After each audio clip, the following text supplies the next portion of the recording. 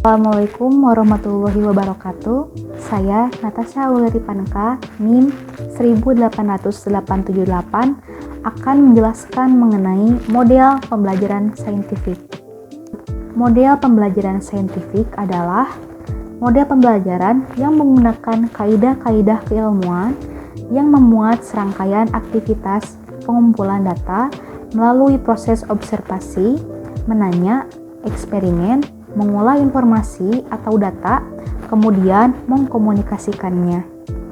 Pendekatan saintifik ini telah digunakan di Amerika dalam proses pembelajarannya pada akhir abad ke-19, di mana pada saat itu pembelajaran sains menekankan pada metode laboratorium formalistik yang kemudian diarahkan pada fakta-fakta ilmiah. Tujuan dari metode pembelajaran berbasis saintifik ini, menurut Hosman, diantaranya adalah yang pertama, untuk meningkatkan kemampuan intelek, khususnya kemampuan berpikir tingkat tinggi pada siswa.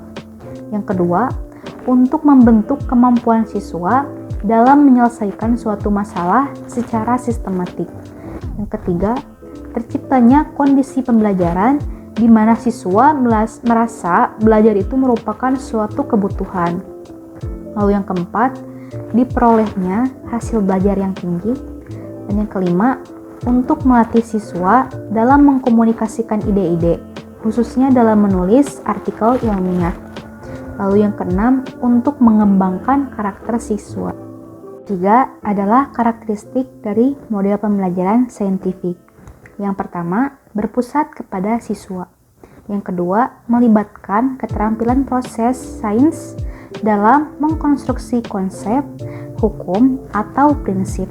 Yang ketiga, melibatkan proses-proses kognitif yang potensial dalam merangsang perkembangan intelektual, khususnya keterampilan berpikir tingkat tinggi pada siswa. Lalu yang keempat adalah dapat mengembangkan karakter siswa. Prinsip pendekatan model pembelajaran ini diantaranya yang pertama, pembelajaran berpusat kepada siswa. Lalu yang kedua, pembelajaran membentuk student self-concept. Yang selanjutnya, pembelajaran terhindar dari verbalisme. Lalu yang keempat, pembelajaran memberikan kesempatan pada siswa untuk mengasimilasi dan mengakomodasikan konsep, hukum, dan prinsip. Lalu yang kelima, pembelajaran mendorong terjadinya peningkatan kemampuan berpikir dari siswa. Lalu yang keenam, pembelajaran meningkatkan motivasi belajar dari siswa dan meningkatkan motivasi mengajar dari guru. Lalu yang selanjutnya, memberikan kesempatan kepada siswa untuk melatih kemampuan dalam mengkomunikasikan sesuatu. Lalu yang kedelapan adalah adanya proses validasi terhadap konsep, hukum, dan prinsip yang dikonstruksi siswa dalam struktur kognitifnya. Langkah-langkah dari model pembelajaran ini diantaranya ada 5. Yang pertama, fase pengamatan. Selama proses observasi, maka siswa sangat diharapkan untuk memahami apa yang diberikan oleh guru. Misalnya seperti video ataupun film yang berhubungan dengan materi pembelajaran. Lalu, guru juga dapat menampilkan gambar yang terkait dengan materi pembelajaran. Lalu, langkah yang kedua yakni bertanya. Dalam kurikulum 2013, siswa dituntut untuk dapat memberikan pertanyaan kepada guru tentang materi yang diajarkan. Lalu, kegiatan ini bertujuan untuk mendapatkan jawaban tentang informasi yang belum dipahami atau pertanyaan yang bertujuan untuk mendapatkan informasi tambahan tentang pengamatan yang dilakukan. Langkah selanjutnya atau langkah yang ketiga adalah mengumpulkan informasi yang didapat. Setelah siswa memiliki pertanyaan dengan melihat media yang telah ditampilkan oleh guru, tugas selanjutnya bagi siswa adalah mengumpulkan informasi. Informasi ini nantinya akan digunakan untuk menjawab pertanyaan yang diajukan.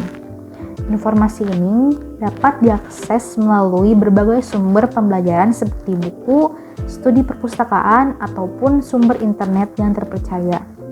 Dalam mengumpulkan informasi tadi, peserta didik dituntut untuk bekerja secara aktif dengan kelompok mereka, atau mereka itu dituntut agar dapat bekerja sama dengan kelompok mereka. Lalu, langkah yang selanjutnya atau langkah yang keempat adalah mengolah informasi.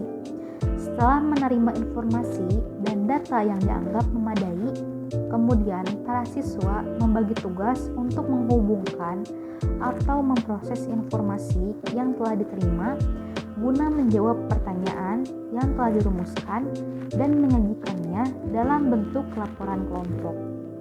Lalu, langkah yang selanjutnya atau langkah yang kelima yakni mengkomunikasikannya.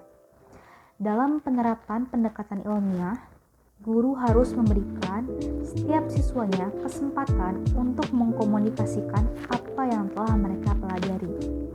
Kegiatan ini dapat dilakukan dengan cara menulis atau menceritakan apa yang ada di dalam penelitian, pemetaan, dan pemodelan informasi yang telah mereka lakukan.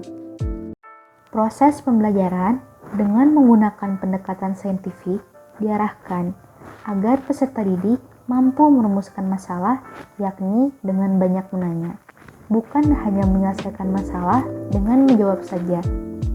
Proses pembelajaran diarahkan untuk melatih berpikir analitis, yakni peserta didik diajarkan bagaimana mengambil keputusan, bukan berpikir mekanistis atau rutin dengan hanya mendengarkan dan menghafal semata. Model pembelajaran saintifik juga menjadi implementasi kurikulum 2013 sebagai adanya perubahan paradigma pembelajaran dari yang tadinya berpusat kepada guru atau teacher center menjadi berpusat kepada siswa atau student center. Untuk mewujudkan hal tersebut, maka guru diharapkan untuk menerapkan pembelajaran saintifik dalam kegiatan pembelajaran 5M, yakni mengamati, menanya, mengumpulkan informasi, mengolah informasi, dan mengkomunikasikannya.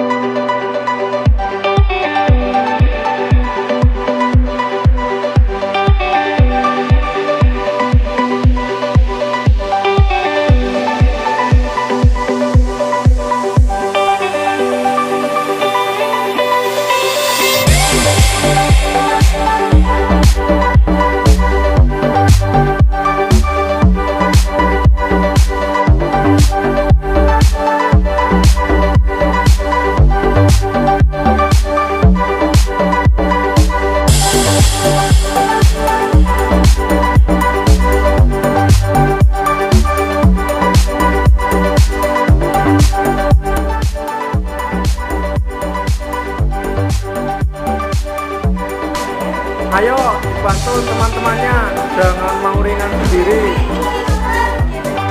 Kerjasama, ayo Lutfi, gampang. Nelly tadi sudah bisa, masa nggak bisa lagi? Iya.